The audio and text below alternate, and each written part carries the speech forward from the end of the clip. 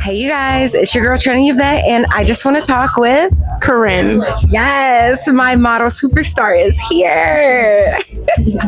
Let's get straight into this conversation, girl, because I'm ready to have some girl chat. Okay, so am I. Let's do it. Okay, so we're on the same wave. Feeling good. All right, perfect. So I'm going to start off with some warm-up questions. Even though you're feeling good, I want you to feel even better. Period, yeah. So just to shake off all the nerves, let's get straight into it. So my first question for you is, what's been inspiring you lately? That's a really good question. Oh, thank you. I like that.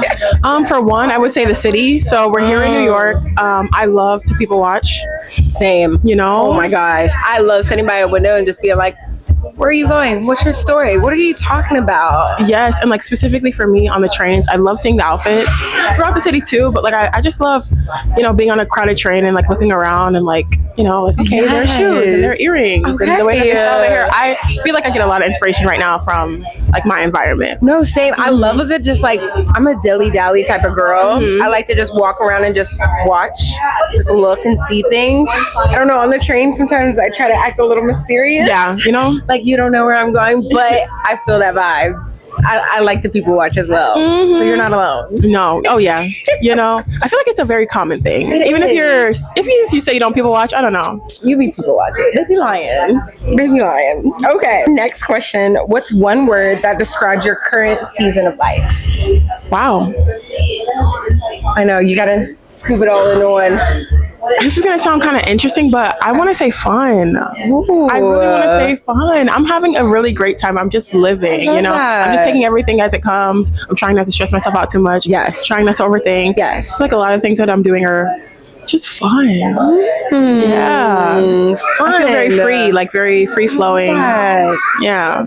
I feel like I don't know this about you. How old are you? I'm 24. I just turned 24. Oh, okay. Welcome to the middle. Yeah. I know, girl. I'm like, oh. Hold on now. It's okay. It's all right. Something about 24 feels so much more official than 23. Yeah. So I'm like, I'm 24. No, yeah. I would definitely say I won't say my age just yet unless you ask. But when I got to that middle stage, I definitely felt a little more settled in my 20s. Okay. Of like, okay, this is where we're going. This is what we want to do. Even though I did not have it together just yet, but I can understand why you say fun, because I was having a lot of fun then. I was like, let me just live my best adult life. Yeah. So I feel that. But also still, holding on to that child mindset a bit. Trying. Girl. It's hard. It's hard right now. If anybody told us when we were young that this is what adulthood would be, I would have had way more fun as a kid, I promise you. Like I would not have rushed it. Yeah, at all. Like at all. Oh I feel like as kids we're like, oh, I can't wait to be an adult and be grown, but like, no, hold on to your childhood. Yeah, please do. That was so me. I was like, I can't wait to grow up. I can't wait to get a job. I can't wait to go away to college. Girl, let's get out here. I mean, I don't necessarily want to go back because there's certain parts of my life where I'm like, oh, thank God. But like, if I could just hold on just a little bit longer, I feel that. So have fun, girl. Yes. So that's what I've been. Yeah. My next question is, I feel like this is such a taboo question. Okay. What is your guilty pleasure? Something that just, you don't know why it makes you so happy, but it just does. This is kind of random. Okay. A chocolate ice cream with Oreos in it. Oh, like, that sounds delectable. Insane. It's so a couple of years ago when I was with my aunt, we were at the mall. We went to Haagen-Dazs. Okay. And she bought me midnight cookies and cream ice cream. Oh my gosh. Which is chocolate ice cream, cookies and cream. And I'm not I wasn't a chocolate girl back then. I was really a vanilla girl, but it changed me. And ever since then, like that to me, like in a mug at home, like I'll put it specifically in a mug. Oh, I never put my ice cream in a mug. Oh, yes. Yeah. I'm like a bowl girl, but I don't know. A mug just sounds cute. It's like, again, cozy, that cozy feeling. Yeah. And then like some of the cookies, the reason why I like making it myself versus like buying it chocolate with cookies is because like some of the cookies themselves need to be like mushed together and like melted in with the chocolate ice cream, and then some of them I need them a little bit dry, like the texture. Girl, that is my guilty pleasure right now. You might have put me on because I'm not a chocolate girl either. Yes. I'm a classic vanilla. You know what it is, especially like when it's that time of the month. Yeah. Chocolate. No, because I'm the same. Like, I don't, candy wise, I don't do like chocolate and caramel. I do like chocolate and peanut butter or just plain chocolate. Okay. But like chocolate ice cream, I'm like, I know, I was never, and I still won't eat it on its own. Like maybe, but I don't know. With Oreos, that's kind of sounded a little like, oh my gosh, yes. Yes. Your auntie might have changed both of us and made us into believers. What? No, truly. Because when she gave it to me, I'm like, girl, that was too good. Too good. Okay, you know some ice cream shops, like they'll mix toppings for you. Would you go like and get chocolate and be like Oreo toppings, or it's not the same? It's not the same because they also don't crush it the same way. Like I feel like when they're pre-crushed, they have that like taste of where they've like kind of been sitting. I don't know, like the pre-crushed up like cookies, when I get them from places as a topping, they're like kind of dry. Okay. Like, because they're already broken, so like the icing inside is like already kind of dried out from the air. Okay, that makes sense. Versus like when I just crush them up myself, girl. Okay, so it's a preference. It's a special type of like mixture. And then it's like, what am I feeling right now? Am I feeling like Oreo overload? Do I want a lot of cookies in there? Yeah. Do I want it like drowning? Like, do I want the ice cream to drown it? Like, Okay. That does it you for might me, girl. have converted me. Does it for me. Try that. That's my next little snack. Okay. All right. So how do you feel? I'm feeling good. Yeah. Nice and warmed up. Literally though, like I'm a little bit warm actually. But I'm gonna keep the coat. Okay. I feel like it's a part of that. Because you're starting to warm up a bit. It is finally. You should wear a coat or not. Girl. Honestly, I just wear the coat. I don't play about the cold because honestly, listen, and that's another thing, you gotta check the weather because it's like gonna be 30 degrees. It's gonna drop. It's just dropping all day long. So by the time it's time for me to head home, it's freezing, and then You know what I don't like to do though? I don't like carrying my coat. Okay, that's fair. That's so annoying. That's fair. I hate going around and I'm like, oh, I look cute. This is the fit, and then I'll be like, it's too hot. Now I'm like this all day long. Yeah, I know. That's so awkward.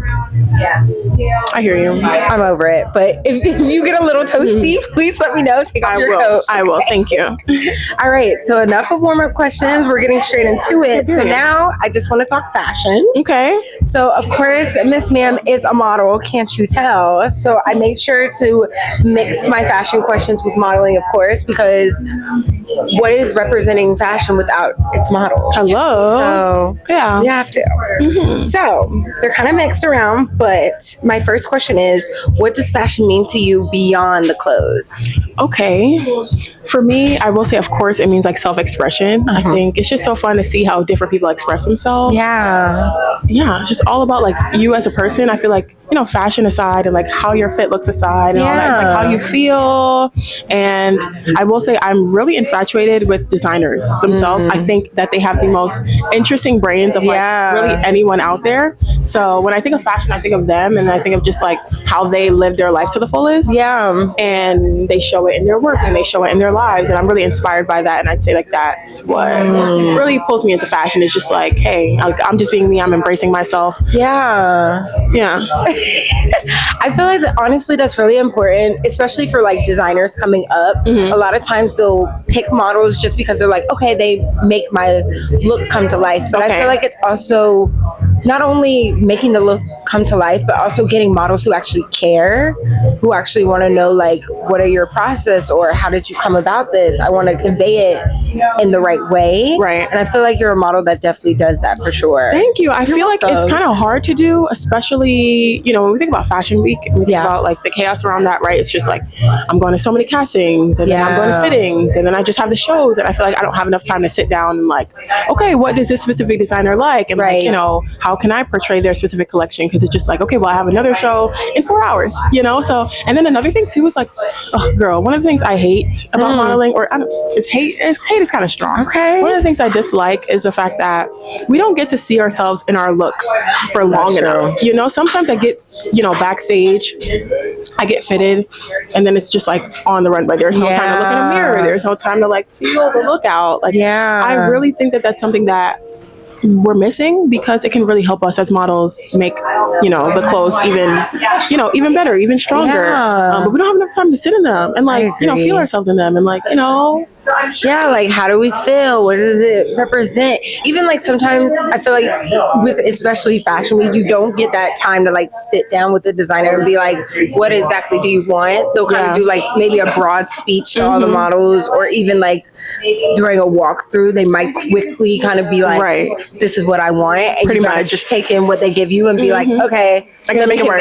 Yeah. And, you know, you have to do it in your head. I'm still a new model, you know, I'm still a new face. So it's kind of hard for me, but you know, with every show I get better at it. No, I could definitely tell the difference of like, just even from your social media of like seeing like, okay, you're in this look for this designer, it conveys a certain type of emotion versus like you're in another look. I can definitely see it. Thank you. Yeah, I feel like that's something I didn't really know about going into modeling. Like that, there were so many. You're basically acting. That's why a lot of models end up acting as well. It's like, you know, with each look and each show and each production, it's this whole different thing. So I'm like leaning into that more because I never found myself to be the acting type. But now I'm like, like, okay, like, is this a look? Okay, wait, hold on. Yeah. Who knows? You might see her in your next movie. I love that. Just might, actually. Okay, well, let's move on.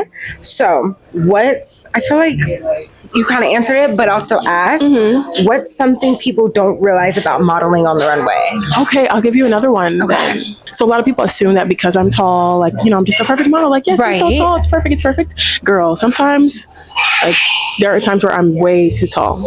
Really? Yes. Too tall for designers, too tall for, you know, their clothes. And then not even just too tall as in, like, you know, like physically too long for the garments, whether that be like a coat and, you know, the coat doesn't sit properly on my wrist, or, you know, the pants aren't long enough. But also another thing too, my feet. I have big feet. I'm tall. It comes with the territory. And girl, something that still throws me off is the fact that designers do not make shoes for, you know, bigger feet girls. And it's like, girl, you want tall models. You want a model that's like 5'10", 5'11", you know, 6 feet. But then, you know, you're giving me a size 8 shoe. Yeah, what's that about? So, like, why do you have size 6 shoes and all your models are 5'10"? Yes. That's not making sense. Right.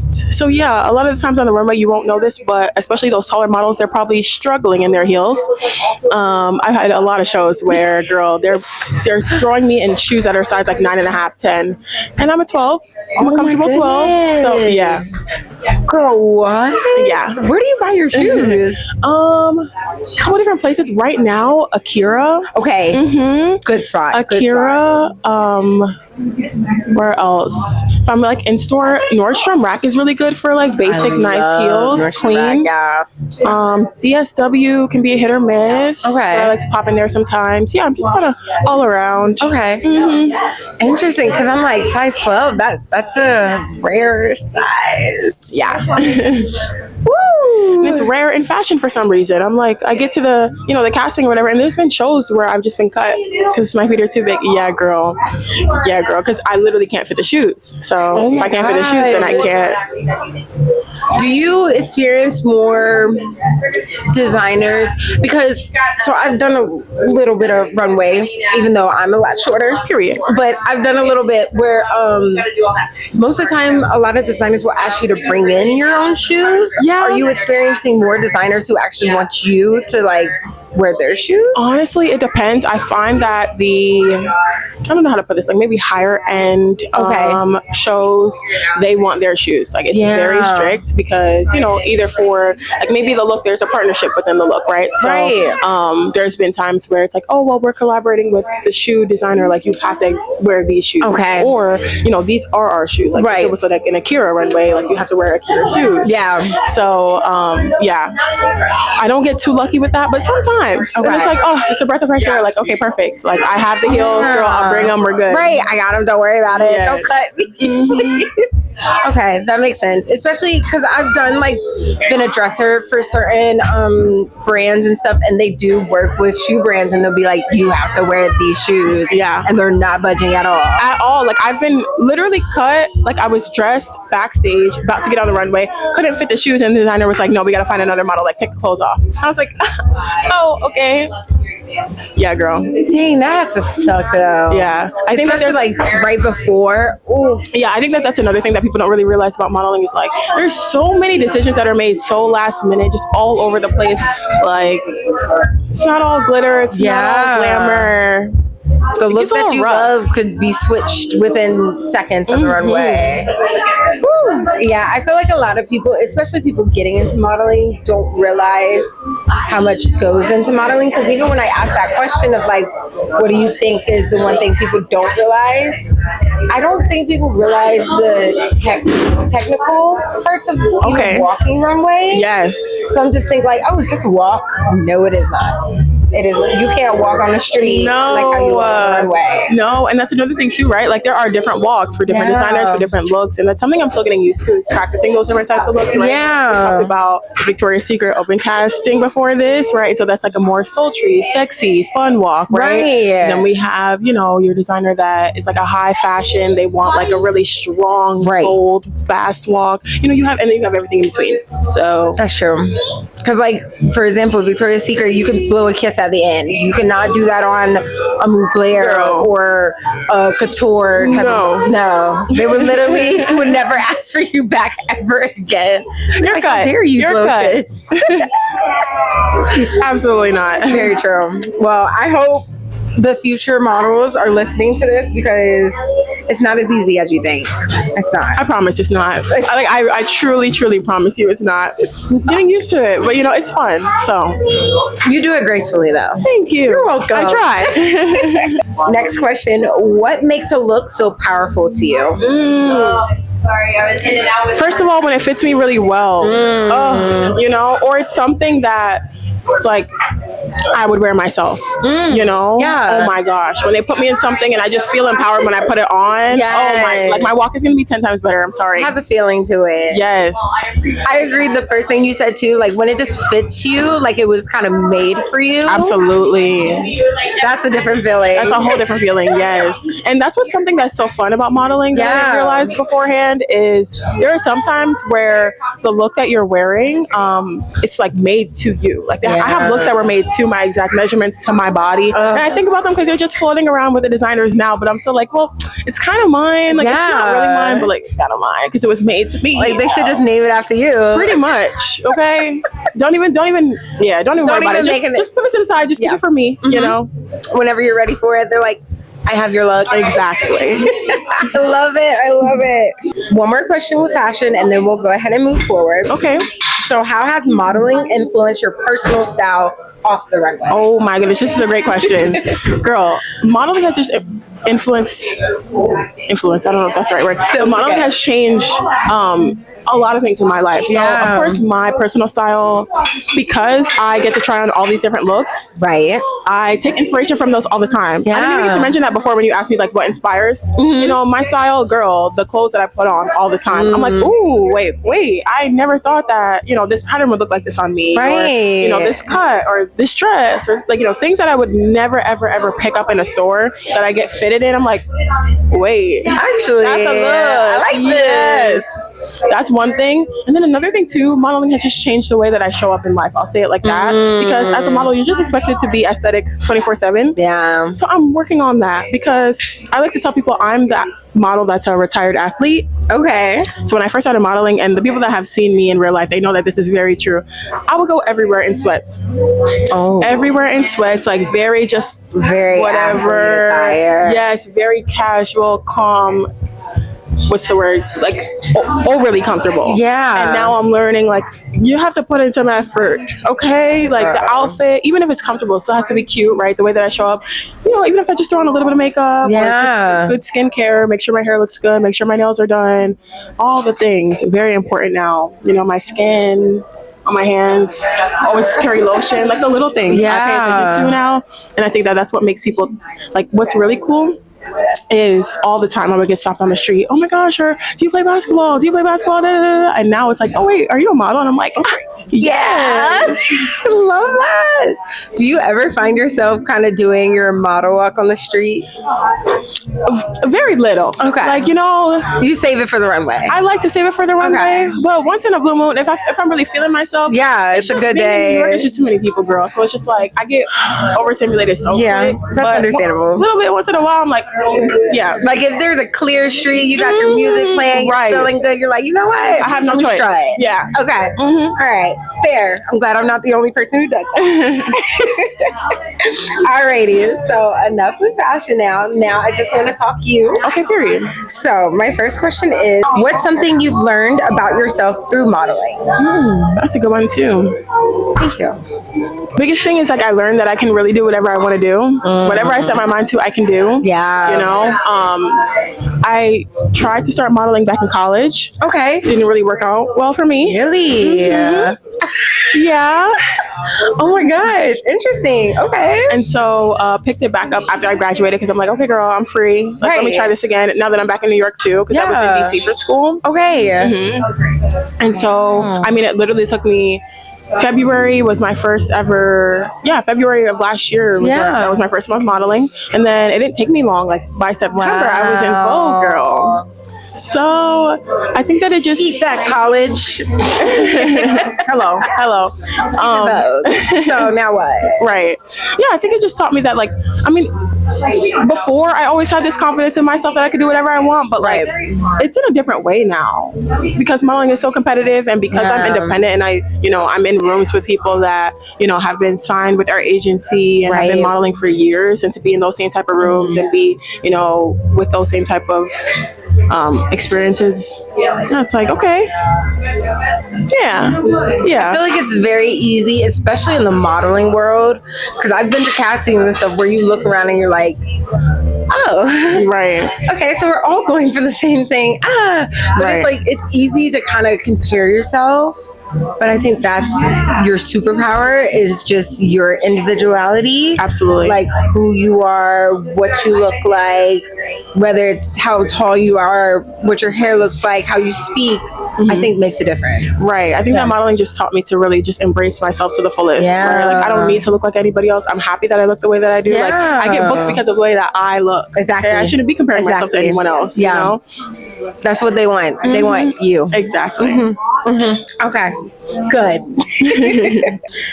This was kind of, we briefly almost started talking about it before we filmed, so that's why I didn't go into it too deeply. Okay. So what keeps you motivated during slower seasons? Yes, that's a great one. Yeah. I think that for one, going into a slower season, I typically anticipate it. Okay. Luckily, so I just remind myself that, like, this is my time to breathe. This is my time to focus on things that I haven't been focusing on lately. Right. This is my time to like sit back and reflect and figure out my next moves. But yeah, honestly, slow seasons for me, I just don't let them last too long. I think that that's the biggest thing, is like you got to figure out when it's time to cut it. Like, find a way to pick things back up for yourself, or you'll start to blame it on yourself and be like, oh, like I'm not doing enough, and you don't want that to start creeping in. No, that's understandable. So, I stay motivated by like staying in fashion, right? So I like to attend events. Okay, I like to talk to people. I like to network. Right. I like to find ways to elevate my style. Like I still feel like I'm modeling even though I'm not clocking in. Okay, that makes sense. Like even today, she has a little shoot going on. Right. The little, it's I wouldn't even call it little things. It's just the things. Yeah. Because like how you were saying, so earlier we were talking and she was like, oh, slower seasons, this is what I have going on. But I'm like, from my point of view, I'm like, girl, you're killing it. You're eating it up. And that's how it has to be too, right? So during those slower seasons, like no one should be able to know that it's a slow season. Yeah. Because I didn't at all. Period. I'm doing my job. That's how it should be. Right. Yeah. It's so funny, right? Because of social media, people think that I'm doing things like all the time. And I love that. Girl. Honestly, that's the point. I try to stay on top of my socials. Very much so. But yeah, girl, things are slow. But like I've been pushing out that content. So people think that I'm working, and that's all that matters. No, it definitely looks like it. I think a lot of times people think, like, for social media that somebody might be doing so well or they might be so happy, and it's like, little do you know, I don't want to say a full-on facade, because for some of us it's like our outlet or maybe our way of connecting, of like, hey, I'm a model, and even though it might not be fashion season, I'm still working and still ready to work. So what do we have going on? So I think it's, especially for creatives and people in fashion, art, whatever, use your social media as kind of like your resume or a representation of the work that you want to do. Exactly. Yeah. That's the best time to do it, right? So I feel like, especially being in New York, there's a million photographers, right? And so during those slow seasons, it's like, okay, well, what do I want coming out of this slow season? What do I want for myself? And it's like, well, I think about the campaigns that I would want, the type of brands that I want to work with, and then I try to replicate that for myself. So like the shoot I'm doing today, right? It's like, okay, well, these will be photos I can use in my book to then show to clients that have these type of things coming up and see that type of fit for me. Right. So yeah, you just have to think about a slow season. The way that I kind of like make slow seasons better for myself is like using it as an opportunity to build my book and just to work on myself, to push myself right back out of it. I think that's really important. Use your slow seasons to continue to work on yourself. Absolutely. Yes. One more question about you, and then we'll move on to the next segment. Okay. So what feels hard right now but worth it? Hard. Like getting myself out there. Because I'm number one independent, it's hard to get into certain castings, get into certain rooms just without an agent, you know? So that kind of feels hard. And then another thing too is growing on social media, girl. I struggle with one, pumping out enough content. Oh my gosh, yes. But But also two, it gets to a point where like, I don't know, I feel like, am I being perceived too much? Like, do I even like this? I get in these little slumps where it's like, I don't even know if I like social media all that much, you know? Like, that's understandable. so it's a little bit hard for me to really lock in with that. Like how you said, especially being independent or freelance, it's not like you have 10 people working on your behalf. It's all you. It's all you. And that's tiresome. Yes, especially like scheduling things, and it took us a minute to even, schedule this and make this happen. It's like scheduling is all over the place because it's like, okay, well, all of a sudden they'll be like, okay, casting tomorrow. It's like, oh, but I already have this, and this planned for tomorrow, but I really want to make this casting, So yeah, I mean, but the thing is, I enjoy being independent for a lot of reasons. So, but it is hard. I feel like it's a barrier I've heard thing. The pros and cons, especially for modeling, of like being under an agency versus being independent. And I know a lot of models who were under agencies, even big ones, and they're like,